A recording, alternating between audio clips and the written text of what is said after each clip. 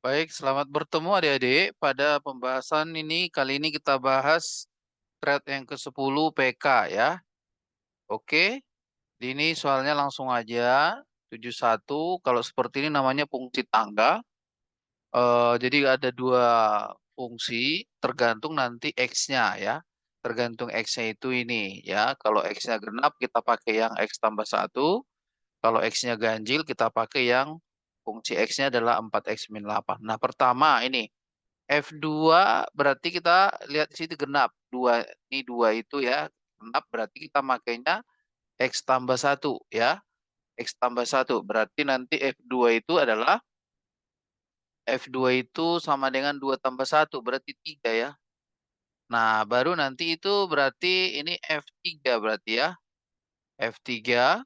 Nah, ini F3 itu kita pakainya yang kedua, yang di bawah ya. Karena X-nya ganjil ya. Berarti 12 dikurang 8, 4. Berarti ini 4. Nah, lalu nanti pakai lagi yang ini F-nya, F4 ya. F4 itu berarti yang atas, berarti 5, ini 5. Berarti kan tinggal satu lagi, F5 itu sama dengan 4 kali 5 dikurangi 8, 20 kurangi 8, 12. Oke, itu yang nomor 71. Oke, jadi fungsi tangga. Yang 72.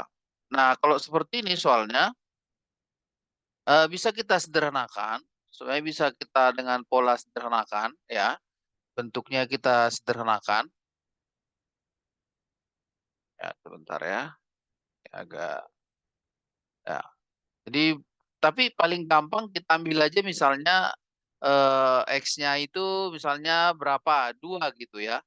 X-nya misalnya 2 itu masukkan ke sini. Jadi kalau 2, 2 tambah 1, 3. 3 per 2 min 1 berarti 3 per 1 dikurangin. Kalau yang 2 kurang 1 berarti jadi sepertiga ya. Berarti 3 dikurangi sepertiga itu adalah, ini kan 3 ini 9/3, berarti 8/3. Nanti kita tes ini X sama dengan 1 ke pilihan. Nah, ini tentu nggak mungkin. Seperempat kurang 1 kalau ini ganti X-nya 2 gitu ya. Jadi kita substitusi di sini X-nya 2, kita substitusi juga di pilihan 2 ya. Berarti seperempat dikurang 1 sepertiga. Oh, berarti salah juga. Harus 8/3 hasilnya ini. Patokannya jadi kayak 8/3 ini. Kalau ini 2/4 kurang 1 berarti 2/3. Bukan. Kalau ini 4 kali 2, 8/4 kurang 1 berarti 3. Berarti jawabannya ini. Oke. Nah, berikutnya 73. KED dan KID menyelesaikan soal persamaan kuadrat. Ya. Oke. Nah, di mana nanti? Di mana kalau persamaan kuadrat itu KID melakukan kesalahan mencatat suku konstannya. Ya, mencatat suku konstan dan mendapatkan akar-akarnya adalah -4 dan 1. Jadi kita susun dulu persamaan kuadrat. Kalau rumus persamaan kuadrat itu adalah cara menyusun persamaan kuadrat itu X kuadrat min jumlah akar-akarnya dikali X ditambah hasil kali akarnya. Oke, nah ini sama dengan 0. Jadi nanti coba kita masukkan. Kalau akarnya yang dikerjakan Bu Ide ini, KID itu adalah, yang kerjain KID itu adalah, akarnya adalah berapa? -4 tambah 1. Ya, berarti jadi plus 3X. Yang ini -4 kali 1 -4. Nah, si KID itu kan salah mencatat konstantanya. Berarti yang ini, yang koefisien X ini berarti benar. Sama depannya ini benar. Nah, ini benar ya, kita lingkarin aja ya. Terus datang KID-nya, D itu dapat akarnya adalah -2 sama 4. Berarti tinggal masukin -2 tambah 4, 2. Terus -2 kali 4, -8. Oke, -8. Nah, di KID itu dia salah mencatatnya koefisien X. Berarti yang konstantanya benar. Ini, dia benar, kita lingkarin. Nah, berarti persamaan yang benar sebenarnya adalah, yang benar itu persamaannya adalah X kuadrat tambah 3X. Jadi kita bilang di lingkaran ini sama min 8. Nah, udah. Berarti tinggal kuadrat min 3X tambah 3X min 8. Berarti BB. Oke, gitu ya. Jadi rumusnya, ingat ya, cara menyusun sebuah persamaan kuadrat itu X kuadrat min jumlah akar-akar kali X tambah hasil kali akarnya. Oke, nah berikutnya ini. Nah ini kan udah kemarin ada di soal apa? Di soal yang kita. Nah ini nanti bagi aja begini. Soal yang soal diskusi kan ada ini ya. Ya, oke, dibagi 4. Jadi nanti ini 7. Ini nanti 7. Nah, ini berarti 2 sini udah 49. Yang ini aja nih, yang ini. Oke, oke. Ini 49. Berarti yang seperempat lingkaran, seperempat lingkaran, ini juga seperempat lingkaran. Berarti jadi setengah lingkaran. Dua setengah lingkaran. Berarti setengah dari VR kuadrat. VR kuadrat. Berarti setengah dari 22/7. R-nya itu 7 kali 7. Dicoret aja ini 1. Baru 22 sama 2 itu 11. Berarti 77. Berarti 49. Luasnya 49 ditambah 77 adalah berapa itu? 126. Oke. Oke, berikutnya ini tali busur AB dan CD pada lingkaran. Dia ada tali busur di sini AB, CD ini, dan E adalah titik tengah dari tali busurnya. Nah, ini juga EF adalah tali busur dan dia katanya melalui pusat lingkaran. Panjang EF yang ini katanya adalah 17. Oke, berapakah jari-jari dari lingkarannya? Oke, ini nanti ada angka 5. Ya, ini angka 5 itu sebenarnya AE-nya ya. Jadi AE-nya 5, ini eh jadi ini berapa nih ya? Ini berarti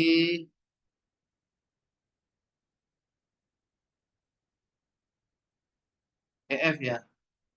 Di EF itu DF-nya berarti 12. DF-nya, jadi bukan sampai ke bawah ya. Nanti AE-nya 5,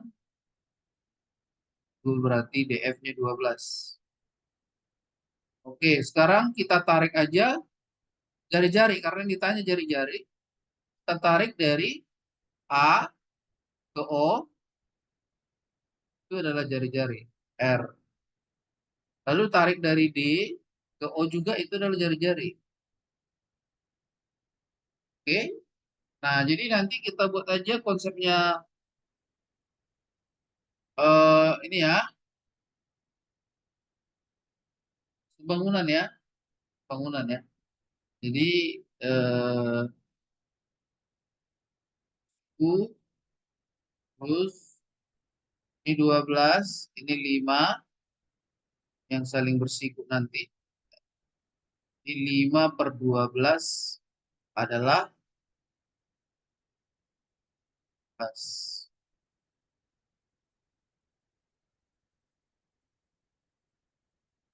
Oke, ini saya bikin aja lah ini X ya. Ini saya bikin X. Yang ini 17 kurang X. Oke, kalau kita buat kesebangunan 5/12 atau 12/5 boleh ya. Di 5/12 sama dengan sisinya ini 17 min X. Ini X per plus min X ya. Yang paling pendek. Nah,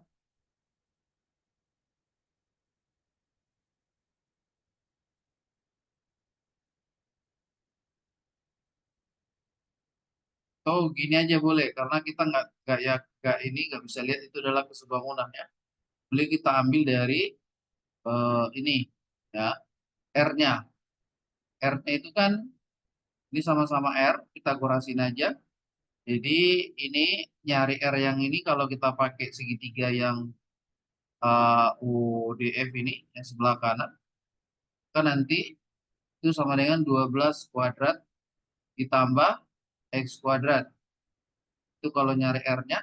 Kalau nyari R yang pakai kan sebelah kiri, ya berarti itu 5 kuadrat ditambah 17 dikurang X di kuadrat. Oke, jadi ini nanti 144 plus X kuadrat sama dengan 25. Coba 17 kuadrat berapa ya? 9, 4, plus ini 289. 289 min 34X plus X kuadrat. Nah, X kuadratnya kalau pindah ruas habis. Terus 34X sama dengan ini 289 tambah 25 itu berarti 314 dikurangi ke sini 314 berarti 0, ini berarti 11 plus dikurang 4 berarti 7 ya. Nah, ini nanti tinggal 2 di 1 ya. Oke, 3 dibagi 2 dulu. Dibagi 2 dulu berarti ini 17. Yang ini berapa? 85 ya. Berarti X-nya itu nanti 5. X-nya nanti 5. Nah, boleh seperti itu ya. Nah, X-nya 5, maka nanti buat nyari R-nya adalah, kita lihat aja ke sini. Ya, ini X-nya 5, ini tadi 12. Berarti ini yang ditanya R-nya ini triple Pitagoras saja. 25, 12, ini pasti 13. Mana ini ya. Oke. Nah, ini 17 saya yakin bisa lah ini ya, rata-rata dari 5 bilangan ya. Adalah ini tinggal dijumlahin nanti, adalah X di, ya nggak apa-apa nih, 76 rata-rata dari eh, 5 bilangan, berarti ini 12, 2Y, eh, ini 12, 5, berarti 5Y, 5Y ditambah 2, ditambah X. Nah, rata-ratanya, bentar ya, 15, min 15, di min 5 tambah 2 min 3. Ini min 3, Y-nya kita jumlahin, Y-nya kita jumlahin, Y-nya kita jumlahin 2Y sama 3Y. Oke, 5Y min 3 tambah X dibagi 1, 2, 3, 4, 5. Ya. 1, 2, 3, 4, 5. Dibagi 5, itu katanya, ini katanya sama dengan Y. Oke, berarti kita pindah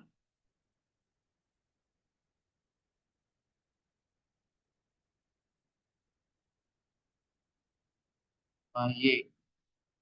5Y min X min 3 tambah X sama dengan 5Y. 5Y-nya kan dicoret, berarti X nanti 3. Ya. Kalau nomor 77 pakai rumus UN aja. Jadi barisan aritmatik, maka suku yang bernilai positif muncul pertama kali adalah, maka nanti suku yang keberapa dia nanti yang positif, berarti UN-nya pasti positif nanti ya, lebih besar 0 ya. Jadi kalau UN-nya lebih besar 0, maka nanti rumus UN. UN itu kan A nih ya, A plus N-1 kali B-nya lebih besar dari 0 nanti. Jadi A-nya itu min 993 tambah N-1 dikali B. B-nya itu nanti ke sini berarti min 7 ini ya. Karena ini kurang sini. Min 7 ya. Oke. Ya, min 7 apa 7 ya?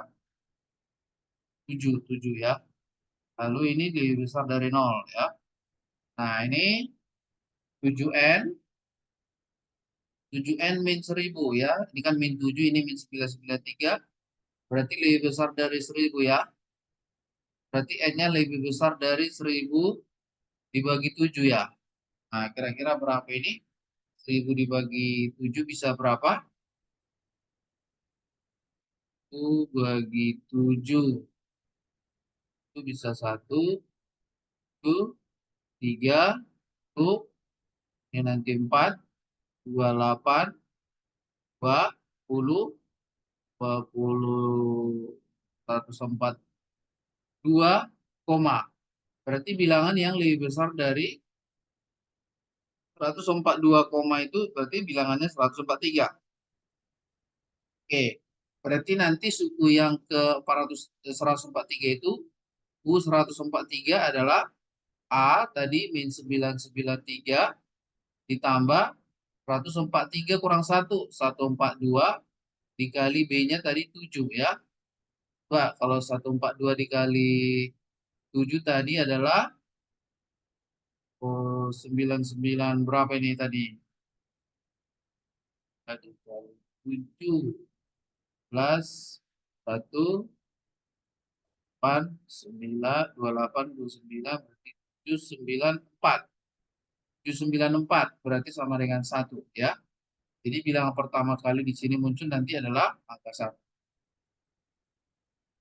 Oke, udah bisa ya. Nah, ini 78 ini gampang aja ini 78. Ada segitiga ABC ya, segitiga ABC ya, di mana AB ini AB sama dengan AC. Ini AC sama. Terus titik E di tengah-tengah di tengah-tengah AB dan titik A, sehingga ini F-nya juga terletak di ruas garis AC nih di sini ya. Katanya ED ya, ini tegak lurus sama AC, ini tegak lurus, tegak lurus ini. Lalu BF tegak lurus sama AC, di sini tegak lurus ya. Nah, lalu yang ditanya, ini DE-nya kasih tahu nih 10 ya, ini 10 ED-nya. Terus sudut BED itu mana? Ini tengah-tengahnya E kan, berarti tengah-tengahnya E, ini B, ini E, ini D. Seperti ini ya. Itu adalah 120 dari sini. Oke, terus yang ditanya berapa besar sudut ABC? A, B, C. Oh, berarti sudut yang di puncaknya nih, ya. Ini coba kita ambil aja sudut yang sebelah sini aja. Karena ini kan 120 nih. Nah, itu tinggal ambil yang di sini nih. Itu berarti pelurusnya 60 ya. 60 ini ya. Jadi segitiga A ini D nih. Jadi E, sini D, sini A. Nah, kalau ini berarti 30, ini 30, karena ini siku-siku, berarti, sorry, ini tadi 60 ya. Ini 60, ya. Kalau ini 60, berarti ini siku-siku, berarti ini 30. Gitu, ya. Sudut ABC. Oh, ditanya ABC. Berarti kalau ABC ditanya, karena ini 30, berarti sudut di kakinya kan totalnya adalah 150, karena ini sudut segitiga kan 180. Berarti kalau di atas sudah 30, berarti jumlah ini sama ini adalah 150. Nah, dia itu kan sama kaki, berarti sudutnya ini 75, 75 dibagi 2 nanti 150-nya. Gitu ya. Oke. Gitu ya. Gampang. Nah, kita lanjut lagi. Segitiga ABC sama kaki dengan AB ya, itu tadi ya. Nah, ini ED-nya. Yang ini B, ED-nya 120. Nah, yang ditanya nanti panjang BF ya, panjang BF. Ini tadi 10, terus yang ditanya ini. Nah, ini gampang aja. Coba nanti perhatikan ini kan segitiga siku-siku. Ini juga segitiganya siku-siku di sini. Jadi dua segitiga yang sebangun itu ini. Segitiga yang kecil atas ini ya, pointernya ADE. Segitiga ADE itu sama dan sebangun dengan segitiga ABF. Segitiga ABF. Jadi yang kecil di atas ini, yang pucuknya ini dengan yang ABF ini itu sebangun. Berarti kita buat perbandingan kesebangunan aja. Nah, 10 sisinya ED per BF itu nanti sama aja adalah perbandingan dari sisi miring AE per sisi miring AB. Jadi ingat ya, kalau sebangunan kan itu sisi yang bersesuaian di ED sama BF ya, sama BF ini. Lalu yang ini AE itu kita nggak tahu berapa, tapi kan ini karena di tengah, itu aja langsung buat perbandingannya. Ini anggap aja X, ini 2X. So, kalau kita anggap ini 1, ini 2. Berarti jadi 1:2. Udah. Gitu aja. Karena kan perbandingannya ini X, berarti X berbanding 2X. Nah, X kan bisa coret ya. Nah, berarti tinggal nanti BF-nya adalah 20. Udah. Ketemu langsung ya. Oke. Nah, berikutnya nomor 8. Ya, ini nomor 8 tadi udah coba saya coret-coret nih. Ya. Nomor 8 segitiga ABC ya, sama yang tadi. Yang ditanya ini nanti berapa luas segitiga daripada A, A, E, C. A, E, C. Nah, ini kan tadi udah bisa kita cari, ini kan tadi 10. Ini tadi 10. Oke. Nah, di atas ini kan tadi 30. Jadi yang ditanya itu kan luasnya ini sama ini A, E, C. Berarti kalau luas segitiga kan alas kali tinggi bagi 2. Alasnya kita pakai yang ini ya. Tingginya kita pakai ED-nya ya. Ini tingginya. Berarti alasnya itu nanti, nah ini tadi dari mana ini 40 ya, coba perhatikan. Nah, ini coba. Ini kan sudutnya 30. Ini 10. Berarti kalau misalnya ini 10, ini pasti 20 jadinya. Kenapa? Karena perbandingan trigono sin. Sin itu depan per miring. Sin D mi ya. Depan per miring ya. Depannya itu ini tadi 10. Miringnya AE. Nah, jadi sin 30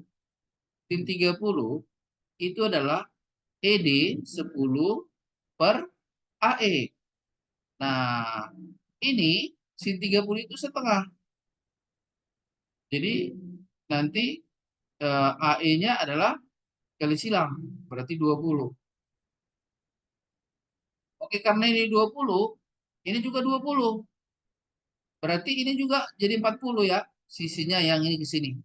Berarti luasnya itu adalah 40, ini 40, kali tingginya di sini 10, ya, dibagi 2. Berarti 400 bagi 2 ya. Jadi jawabannya ini tadi ya. Oke, jadi sedikit trigonometri harus tahu ya. Sin 30 itu depan per miring. Jadi, eh, itu. Oke, kita lanjut dulu.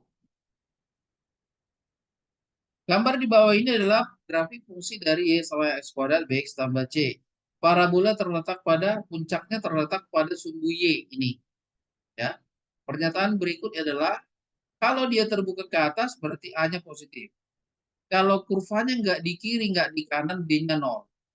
Kalau di kiri baru sama A, kalau di kanan baru beda. Tapi kalau nggak di kiri, nggak di kanan, maka B-nya 0. Ya, ini kan kalau B-nya 0, kalau grafiknya tidak di kiri, tidak di kanan. Grafiknya tidak di kiri, tidak di kanan sumbu Y. Jadi sumbu Y-nya tengah-tengahnya, baratnya, sumbu simetrinya. Ya, jadi tidak di kiri, tidak di kanan. Ya, kan nanti B-nya itu 0 ya. B-nya itu, oke, B-nya itu nanti 0 ya, kanan. Oke, sekarang C-nya gimana? C-nya itu karena memotong di bawah sini, C-nya adalah kurang dari 0. Ya udah, yang mana yang pernyataannya positif? Itu kalau ini nggak mungkin. Ya, A kurang B kurang C, A dikurang 0, A. A-nya positif. Dikurang yang negatif, C. C-nya kan negatif. Berarti kalau dikurang min, berarti kan jadi positif ya. Misalnya kayak, misalnya A ini misalnya anggaplah A-nya 2. Terus ini kan 0. Baru dikurangi sama negatif 4. Misalnya kan jadi min-min kan jadi plus. Jadi 6 ya. 2 tambah 6 ya. 2 tambah 6 berarti kan jadi positif ya. Oke, berarti yang ini benar. Kalau satu benar, dua salah, nggak usah lanjutin deh. 4 ya. Oke, berikutnya ini. Nah, ini boleh belakangan dulu ya, karena ini sinkostan. Kita lihat lagi, ada nggak? Kita lihat lagi. Nah, ini tadi udah coba juga saya kerjain. Nah, coba kalau ini misalnya kita hapus dulu boleh. Ya, biar kamu ngerti. Coba, ini ya khusus buat ke kalian aja yang kelasnya saya bikin. Ini nggak di ini. Lalu juga kalau di YouTube kan ini kan. Nah, ini kan salah ada aja ini. Nah, ini coba kalau misalnya dia itu bentuknya harga mutlak, supaya bisa keluar dari tanda mutlaknya, kuadratin aja kiri kanan. Kuadratin aja kiri kanan. Ya. Jadi kalau dikuadratkan kiri kanan, nah ini kan ada dua mutlaknya. Yang mutlak yang paling luar dulu ya. Berarti jadinya N tambah 5, N tambah 5, terus masih tanda mutlak ya. Karena ada dua tanda mutlaknya, dikurang 11. Ini yang nanti dikuadratin, ya kan? Dikuadratin, dikuadratin hilang nanti itunya ya. Sama dengan 49. Dengan 49. Ini dikuadratin sama dengan 49. Nah, sekarang ini 49-nya bisa kita pindahin nanti.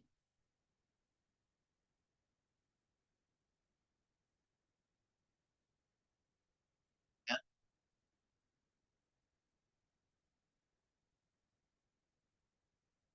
Nah, oke lah gini aja. Supaya kalau ini terlalu panjang, boleh aja nanti gini.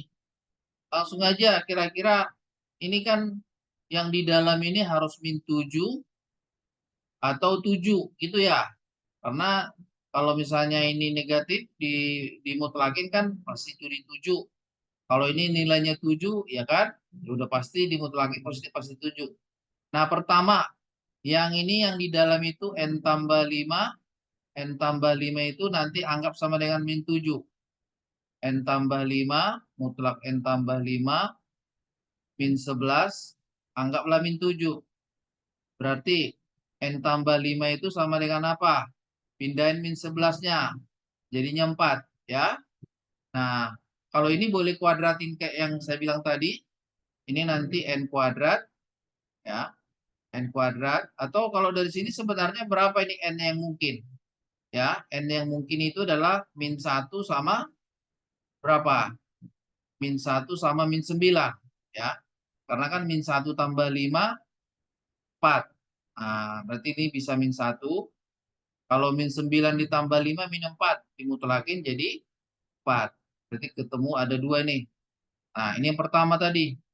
Terus yang kedua, kalau kita mutlakin dia nanti nilainya 7 ya. Nilainya 7. Berarti mutlak dari n tambah 5 min 11 hasilnya 7 ya kan? Nah, nanti pindahin yang 11-nya. Oke, berarti jadi 18. Berarti berapa lah kira-kira n-nya? Berarti n-nya nanti bisa 13 karena 13 tambah 8 atau bisa min 23 karena min 23 ditambah 5 kan min 18. Min 18 itu kalau dimutlakin 18. Berarti ini nanti jumlahin. Tadi min 9, min 10, ini 13, 13 ya, min 13 berarti jadi 3 ya. Ini kan min 1, min 9 tambah 13 kurangi 23. Itu jumlah semua ininya, maksudnya jumlah semua N-nya. Min 10 tambah 13, 3. 3 min 23, min 20. Ya, 3 min 23, ya, 3 min 23, berarti sama ya. Nah, oke. Nah, berikutnya, apakah garis K memotong parabola? Y sama dengan X kuadrat minus 6. Nah, pertanyaannya itu, bantuannya adalah garis K melalui titik asal, ya. Di sedikit ini, kalau misalnya parabola Y sama dengan X kuadrat, itu nanti parabolanya dia itu seperti ini. Nah, ya, itu parabolanya nanti seperti ini. Oke, khusus nanti masalah ini boleh kita lebih perdalam lagi sedikit ini. Oke, sekarang putuskan apakah garis K memotong parabola Y sama dengan X kuadrat. Jadi ada garis K-nya ini. Kalau dia melalui 0, titik asal di sini. Apakah dia memotong parabolanya? Jadi kan semua garis kalau melalui K, ya, udah pasti nanti memotong parabolanya. Ini ya cukup. Oke. Sekarang gradien garis K-nya sama dengan min 1. Nah, kalau ini belum tentu. Kalau min 1 bisa aja garisnya di sebelah sini. Ya, min 1 itu turun ya. Kalau gradiennya min 1, hanya di sini minus 4, di sini 4. Nah, ini kan gradiennya min 1 ini turun. 1. Oke. Dia berarti tidak memotong di parabolanya ya. Ini tidak cukup. Di jawabannya pernyataan 1 aja cukup. Oke. Berikutnya ini. Apakah sebuah segi 4, ketahui sebuah segi 4, apakah segi 4 tersebut berbentuk persegi? Nah, ini coba, segi 4 itu tidak semuanya adalah persegi ya. Jadi segi 4 itu misalnya kayak jajar genjang itu juga segi 4. Pokoknya kalau membentuk sudut ada 4 sudutnya itu segi 4. Kalau misalnya sembarang juga saya bikin ini misalnya seperti ini, itu juga segi 4.